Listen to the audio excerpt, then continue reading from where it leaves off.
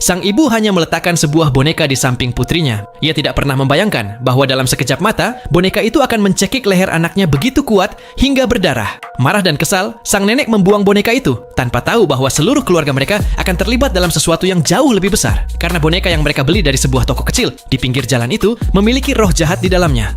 5 tahun berlalu begitu saja. Putri Yesi kini sudah besar. Semua orang sudah melupakan boneka yang tergeletak di ruang penyimpanan. Tetapi suatu hari, sebuah kelereng menggelinding sampai ke ruang rongsokan dan putrinya membawa boneka itu keluar lagi. Bagian yang aneh adalah, pada 5 tahun yang lalu, boneka itu berambut pendek, tetapi sekarang rambutnya panjang dan tebal. Bahkan kukunya pun tumbuh panjang. Yesi tidak terlalu memperhatikannya, karena putrinya terlihat sangat senang bermain dengannya. Namun perlahan, perilaku gadis itu mulai aneh, seperti ada orang lain yang mengendalikannya. Kemanapun ia pergi, ia selalu membawa boneka itu bersamanya. Yesi benar-benar stres dibuatnya. Suatu malam saat Yesi tidur, sesosok bayangan menyelinap diam-diam ke kamarnya dan naik ke tempat tidurnya tanpa membuat suara. Yesi terbangun dengan ketakutan. Sekarang dia yakin ada yang sangat salah dengan boneka itu.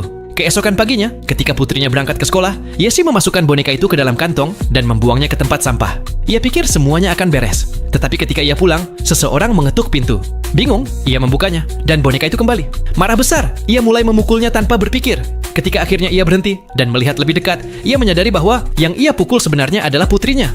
Ia membeku karena terkejut. Kemudian ia menyadari bahwa itu semua hanyalah mimpi. Namun detik berikutnya, ia mendengar ketukan yang sama dan tak asing lagi.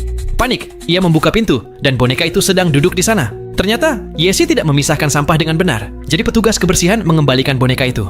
Ketika ia melihat mereka mengumpulkan sampah di bawah, ia bergegas mendekat dan menyerahkan boneka itu kepada mereka lagi. Ia pikir kali ini boneka itu akan lenyap. Namun baru 10 menit kemudian, sirene keras berbunyi di bawah.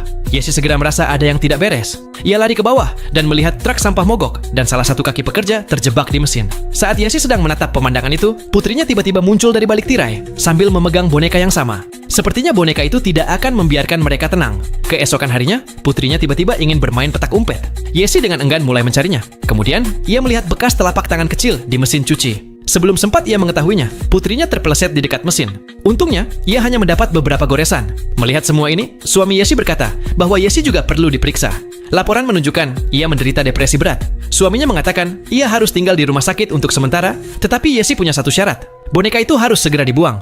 Ia yakin setiap hal buruk yang terjadi karena ulah boneka itu. Suaminya lalu menelepon kuil terdekat dan meminta mereka untuk membakar boneka itu. Tetapi kuil itu mengatakan kuota bulanan mereka sudah penuh dan mereka bisa membakarnya bulan depan. Namun ketika ia mengirimkan foto boneka itu kepada mereka, mereka langsung menelepon balik dan menyuruhnya membawanya segera. Saat itulah ia menyadari ada sesuatu yang sangat salah. Ia mencari nama yang tertulis di kemasan boneka itu secara daring dan menemukan bahwa boneka itu dibuat oleh pengrajin tua terkenal untuk mengenang putrinya